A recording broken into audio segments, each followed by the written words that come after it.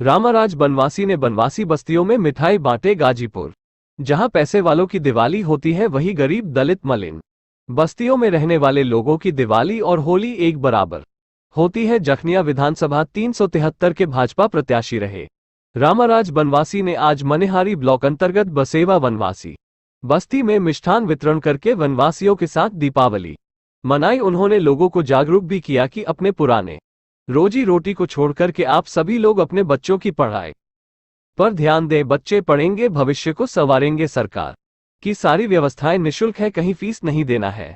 Dress सरकार के द्वारा, भोजन सरकार के द्वारा, छात्रवृत्ति अगर आती है तो छात्रों की खाते में आती है। सरकार की निःशुल्क व्यवस्था का फायदा आप लोग अपने बच्चों को पढ़ाने के लिए उन्हें प्रेरित करके जबरदस्ती विद्यालय तक पहुंचाए, उनको भविष्य बनाने में भरपूर सहयोग करें। आगे चलकर इस महंगाई के दौर में अच्छी नौकरी, अच्छी सुविधाएं पाने के हकदार हो जाएं। नौकरी करेंगे अगर तो समाज का नाम रोशन होगा। जो पढ़ता है वही आगे बढ़ता है। जिस प्रकार अंबेडकर जी ने कहा कि शेरनी का दूध पियो आगे बढ़ो, उसी तरह से पढ़ाई पढ़ो और आगे बढ़ो। बनवासी बस्तियों में घूम करके सभी लोगों को लड्डू बांटे। आज अपने साथ दिवाली को मना करके अपने आप को गौरवान्वित हुए और कहे कि हमारा समाज आगे बढ़ेगा तभी आगे बढ़ेगा। Bureau chief Ghazipur Ajit Modanwal. पहुंच चुके हैं इसमें हम गाजीपुर जनपद के विकास खंड मनिहारी अंतर्गत ग्राम पंचायत बसेवा में, जो कि आज दिवाली का दिन है और हमारे भारतीय जनता पार्टी के सक्रिय कार्यकर्ता के रूप में जाने जाते हैं रामराज बनवासी जी, जो कि विधानसभा चुनाव यानी जखनिया 373 से चुनाव भी लड़ चुके हैं। और आज जो है कि उन्होंने कहा कि हम अपनी बनवासी बस्ती में अपने भाइयों के बीच में दिवाली मनाएंगे और यहाँ पे मिष्ठान वितरण करके दिवाली मनाए हैं। ये बताइए बनवासी जी, क्या संदेश देना चाहते हैं आप बनवासी बस्ती में मिष्ठान वितरण करके? आपको पहले बहुत बहुत धन्यवाद और दीपावली की हार्दिक बधाई, शुभकामनाएं सबको यहाँ के लोगों को देता हूँ। और जो भी हमारे ये सुन रहे हैं उनको भी हार्दिक बधाई और शुभकामनाएं देता हूँ। मिठाई देने का तात्पर्य है कि हमारे जात के लोग आज भी बहुत ही गरीब हैं और गरीब हैं, मजदूर हैं, लाचार हैं, भूमिहीन हैं। और ये त्यौहार का मतलब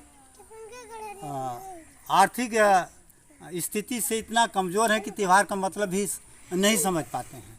इसलिए हमारा उद्देश्य है कि अपने बस्ती के जितने बच्चे हैं, बूढ़े हैं और महिलाएं हैं, उनको मिठाई खिलाई जाए और इनके साथ साथ जो है इस त्यौहार के बारे में बताया भी जाए तथा इसी द्वारा जो है मैं उनके पूरे परिवार के लोगों से मिलूँगा और अपनी बात जो है उनको रखूँगा।